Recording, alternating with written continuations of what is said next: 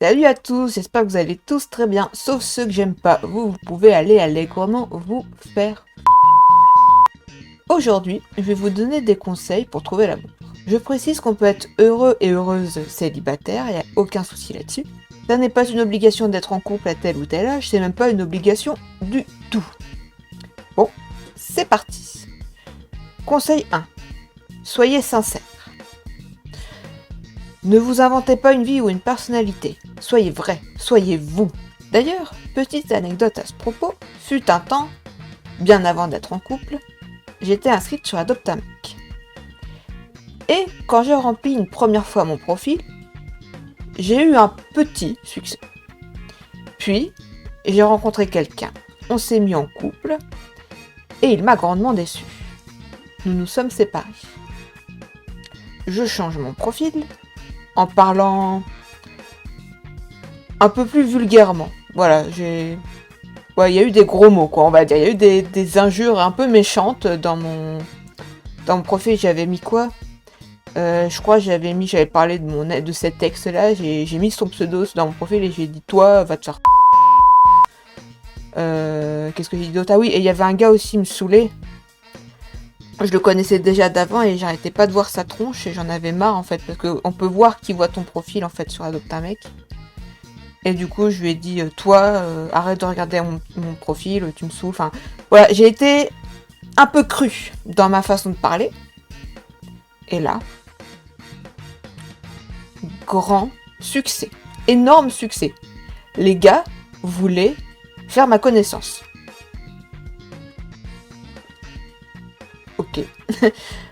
Donc, morale de l'histoire, soyez honnête et vous aurez du succès. Vous n'êtes pas obligé de dire des gros mots non plus, hein. Là j'ai un peu exagéré quoi, mais voilà, soyez honnête. Soyez honnête. Conseil numéro 2. On ne change pas les gens, tout comme ils ne doivent pas vous changer.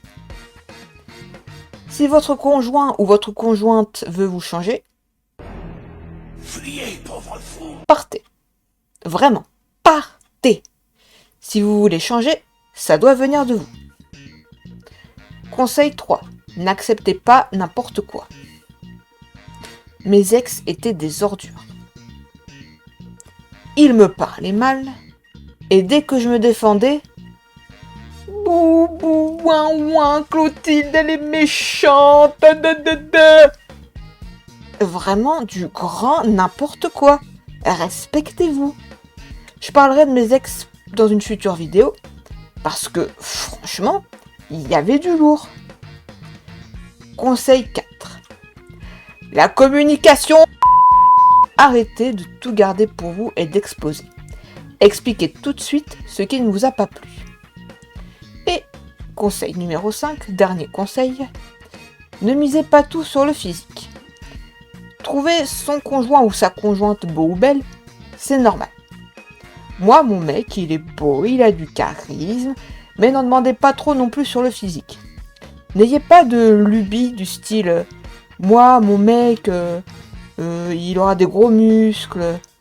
Moi, ma meuf, elle aura des gros seins, des grosses fesses, ou enfin, etc., etc. » C'est pas grave de pas être hyper musclé. C'est pas grave d'avoir des petits seins, des petites fesses. C'est joli aussi, les petits seins et les petites fesses. C'est pas grave, hein. Et en plus, au moins, si vous avez des petits seins, vous n'aurez pas de problème de dos. Et toc.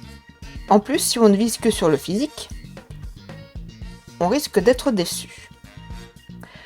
Bon, et bah c'était tout pour les conseils. Sur ce, à la prochaine pour une nouvelle vidéo. N'hésite pas à liker, à commenter, à partager, à activer la cloche et à me suivre sur mes réseaux sociaux. Des bisous.